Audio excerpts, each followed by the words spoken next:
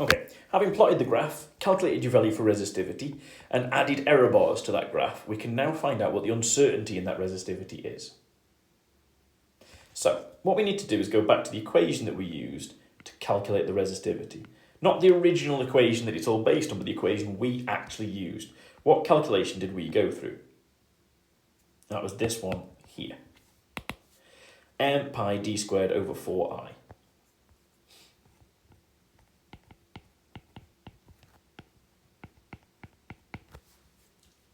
So any uncertainty in our value of resistivity comes from an uncertainty in these values.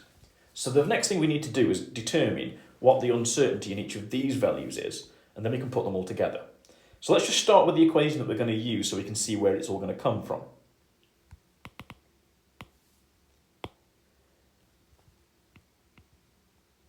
The uncertainty in resistivity over the resistivity.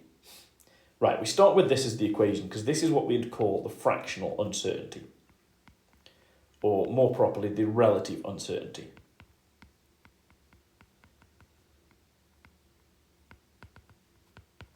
In the resistivity, anyway.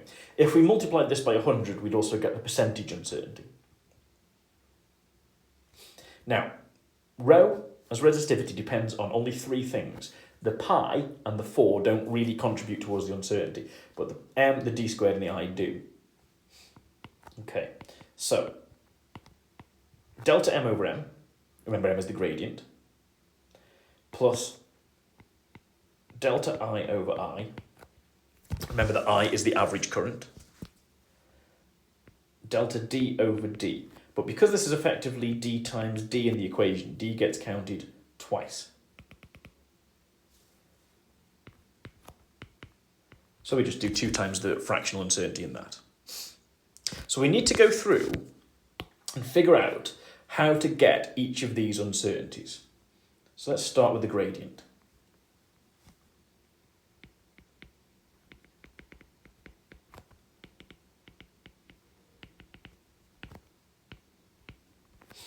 The uncertainty in the gradient is delta m. Okay, so firstly, we have to have worked out what the original gradient was before we can do this stage. But delta m, we use a technique involving maximum and minimum lines of best fit. So let's consider our graph. We had voltage and length. We had our plotted points. Now, if you've got lines of best fit, this is easier. If you don't have lines of best fit, this is a little bit trickier. But let's say our original line of best fit was there. And this gave us an original gradient. Okay, what I need to do to get the uncertainty in that gradient is to look at the potential variability in the position of that line of best fit. So what I might do is take from the sort of top of the bottom points down there, a little bit curvy that, but never mind, to the bottom of the higher length points. So I sort of go from the top of the error bars on one side to the bottom on the other. This is where if you've got error bars, this is a little bit easier. If you don't, then you've just got to base this really on the scatter of the points. The more scattered, the more different your new line of best fit is going to be. But it's meant to be an extreme line of best fit. It's not meant to be ridiculous. You can't have that. It's got to be something which would just be on the edge of being passable as a line of best fit. Now you can do a max or you can do a min. It doesn't really matter. There are other methods which are a little bit more involved where you do both, but for now we just want you to do one. So in this example, I've done a minimum line of best fit. So this is an extreme line, and that gives me a smaller gradient. So I'm going to call that M min.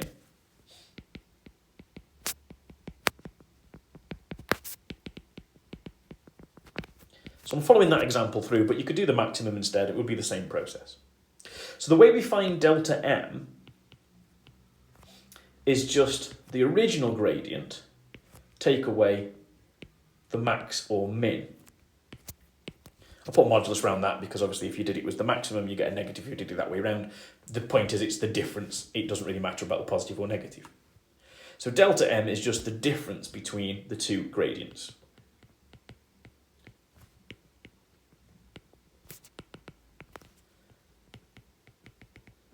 So let's just say, for example, the green m was 10. Let's say that, for example, the minimum gradient I worked out was a little bit lower, it would be 9. Delta m would therefore be plus or minus 1. So that gives us delta m. Tick. We know m because that was our original gradient. We can't have got that far, this far without working that out. So let's move on to delta I over I.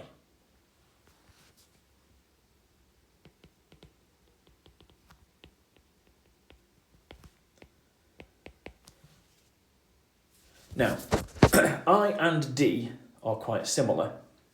They're both based on repeat readings.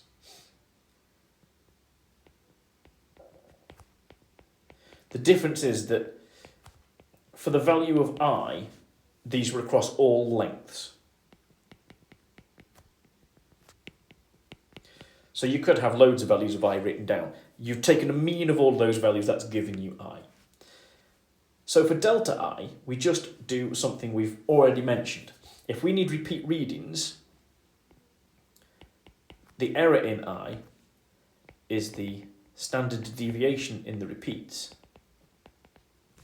So in other words, the standard deviation in mean I divided by root n, the number of i's that we measured. Now, remember, this is slightly different from you doing repeat readings of V where you might have had 6. You've possibly got 10 different lengths and you've taken a current for every one of them. So the same rule applies. This would be like 10 repeat readings. Those currents should be the same all the way down. But they might change, in which case you get standard deviation. If this comes out as 0, what do we do? Okay, in that instance, use the raw data.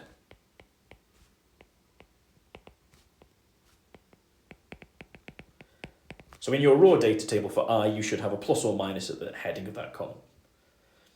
So just use that plus or minus as your delta I, basically the original absolute error.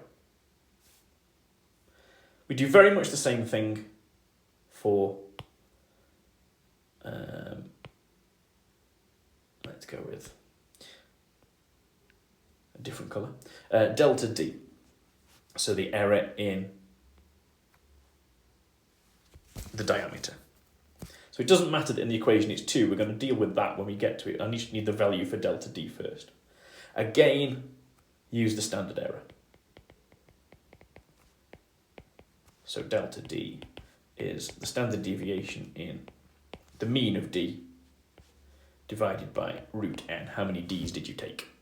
And again, the same thing, if it's 0, use the raw data and the uncertainty. So nice and easy. Now, we've got a value for delta M, delta I, delta D. M is the original gradient, I is the mean current, D is the mean diameter. Make sure these are all in SI units.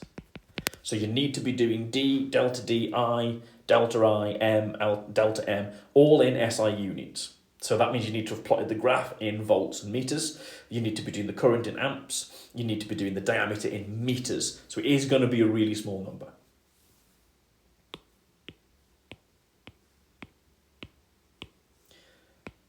Okay. Once you've worked that out, the final step is to work out what delta P actually is.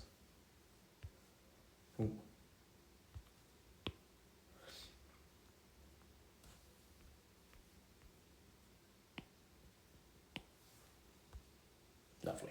Right. So obviously we need to, I say delta P, it's delta rho, but we need to rearrange this very slightly.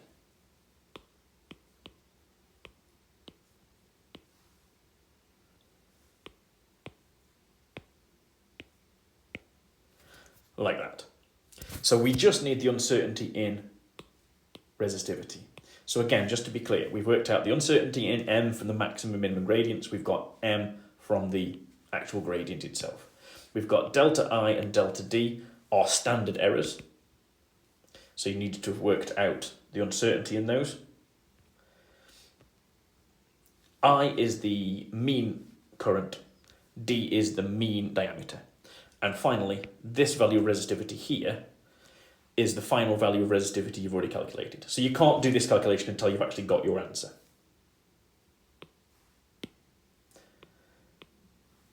Once you've done that, the very last step is to quote your answer.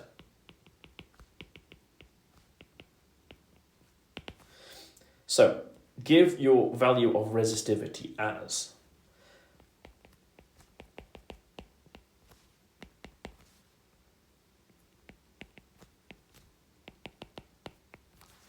making sure the level of precision is the same on both. That is an important point.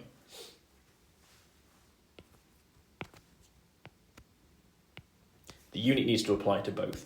There's multiple ways you could do this as well. You could do this as 1.67 plus or minus 0.50, put the times 10 to the minus 6 and the unit on the outside. That's quite neat. You can also write the left-hand side. Some people do this.